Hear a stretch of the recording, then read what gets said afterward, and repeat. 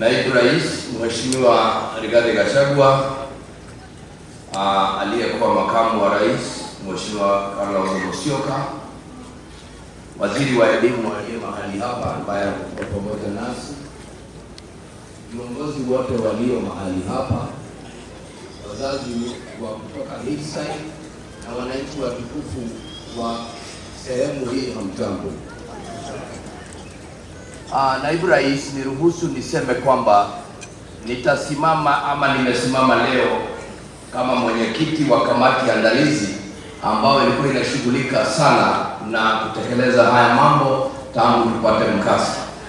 Ningetaka niwajulishe kila mmoja wetu aliye mahali hapa kwamba pamoja na kutoa rambirambi zangu na za kamati, ningetaka niwajulishe kwamba tuondokapo hapa tutaweza kuwa na mazishi katika boma 9 ambazo zitaweza kukamilisha mazishi siku ya leo. Wengine 10 tutaweza kufanya vile kesho, na kesho kutwa tutamalizia kwa wale wawili ambao watakuwa wamebaki. Kwa hivyo tutakuwa na mwendelezo kwa haya mambo kuanzia sasa hadi Ijumaa. Naibu Rais, kabla nimuite Mheshimiwa Wainaina ndio akaweza kuwatambua wabunge walio mahali hapa, nataka uniruhusu mwanzo nitambue kamati andalizi ambayo imehusika na kazi hii ambayo mnaiona tangu tarehe 6 ambapo shida hii ilitokea. Ningetaka niwaombe kamati yote ambao walihusika, wana kamati, Askofu wa Njoi namuona huku na wale wengine wote, RC na wengine, tafadhali msimame. Naibu Rais, tuliweza kushirikiana katika wenyekiti tukiwa pamoja na RC wetu ambaye tumeweza kufanya kazi vizuri sana, mbunge wetu ambaye amekuwa pamoja nasi, mama county ambaye amekuwa pamoja nasi, naibu gavana, na pia niseme mawaziri, na nishukuru Wizara ya Elimu kwa sababu wamekuwa pamoja nasi tangu tulipoanza kazi hii, na niwajulishe kwamba hii kazi haijaisha na tutaendelea, na ninaomba mkutano wetu wa mwisho RC tufanye siku ya Jumatatu ndio tumalize haya mambo yote, alafu siku ya Jumatatu tuweze kuangalia mambo yote. Naibu Rais, pia ningetaka kabla kumuita mheshimiwa nitaje niguze watu ambao tungetaka kuwashukuru kwa njia special. Ofisi ya Rais na Rais mwenyewe, ofisi yako Naibu Rais na wewe mwenyewe, ofisi ya mawaziri Migosi Ogamba, Mheshimiwa Kithure Kindiki, Mheshimiwa wa East Africa ambao waliweza kufika na kuja kushirikiana pamoja nasi. Pia tumeweza kuwa na mfadhili ambaye anaitwa Equity Bank ambaye ninafikiria yuko mahali hapa, amewakilishwa pale Equity Bank ambao waliweza kutupatia shilingi milioni 1. Asanteni. Mheshimiwa Jane Nyoro aliweza kufika pia na akawa hapa.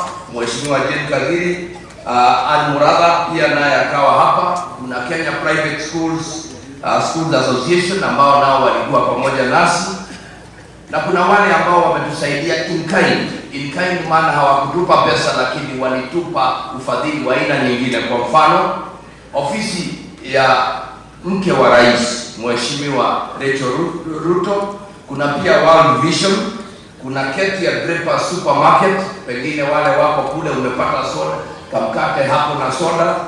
Kuna pia Highland Drinks ambao wamefadhili maji yote ambao tunaendelea kuyatumia hapa. Wizara ya Elimu, Wizara ya Interior, wale wote ni watu ambao watu ambao tumeshirikiana kwa pamoja.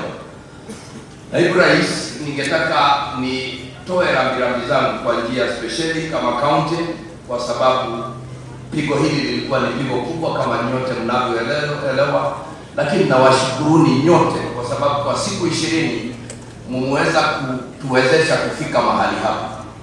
Basi siku ya leo wazazi hao waliweza kuniomba kupitia kwa wawakilishi wao, kwa sababu sisi ni wanasiasa na tunapenda siasa, tupunguze siasa zetu leo na siasa zetu tuziweke kwa siku nyingine.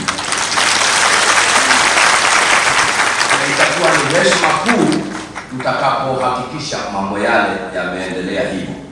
Na kwa hivyo sasa ninataka kwa heshima nimkaribishe mbunge na nimpe idhini tu kidogo, ukiwatambua walifahamisha kwamba Big Mama County ambaye ni mama wetu yuko hapa, naye tutampa nafasi alafu tutaendeleza. Karibu.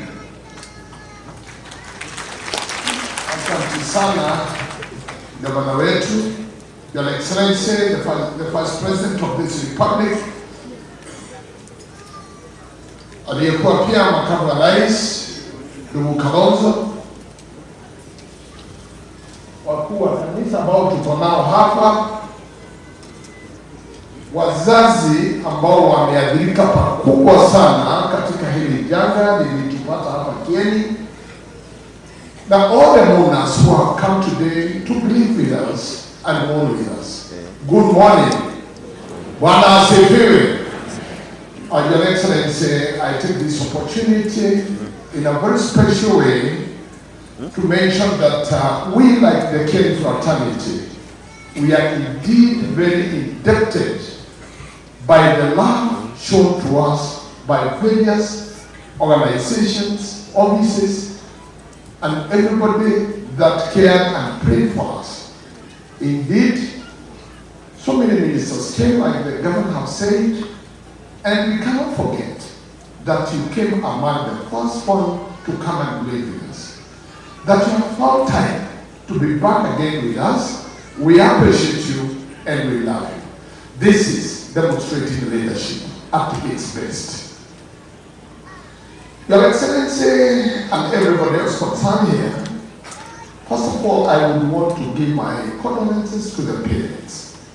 We have walked this journey with you together, and I can feel how much pain you have, because I was with you. Director Kenwa, we are with you, and I really only want to say one thing. It is 21 days since this thing happened today. It is 90 days today since Kieni went on fire and looting. But when I went through that, I thought I was undergoing the biggest pain. When I went and I met the tragedy that happened in Endarasha, my problems became a trash under the circumstances. And I felt that God had really a big purpose to prepare me to face the loss that was facing my people. Among the many people who counseled me, one of them told me, and I don't want to say this is biblical, but I was told that God does not answer questions. God answers prayers.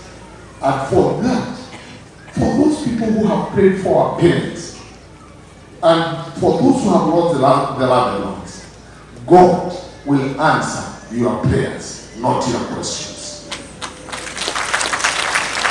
I want to believe that after a big fire, the